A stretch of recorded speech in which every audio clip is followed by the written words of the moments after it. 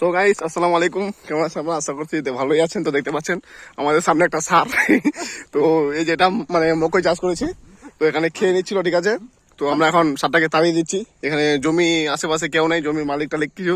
তো আমরা যাচ্ছিলাম এই রাস্তা দিয়ে, ঠিক আছে। তো দেখছি যে সারটা মানে ফসলটা নষ্ট করছে, তার জন্য আমরা সারটাকে আর কি তাড়িয়ে দিচ্ছি। হ্যাঁ, এই সব মকই, এই যে এগুলো সব মকইয়ের জমি আর কি, দেখতে পাচ্ছেন সম্পূর্ণ। ওই যে চলে এলো ওদিকে, ঠিক আছে। তো আপনারাও এরকম মানে আর কি মানে কোথাও দেখলে পরে মানে উপকার করবেন আর কি। কেন যে এখানে যে জমিটা আছে মকইয়ের জমিটা, তো এটা খেয়ে নিচ্ছিল আর কি ফসল। তো কার আছে জানি না, যাই হোক। তো একটু মানে আর কি হেল্প করলাম, উনি নাই তবু মানে সারটাকে আর কি তাড়িয়ে দিলাম, নাহলে পরে তো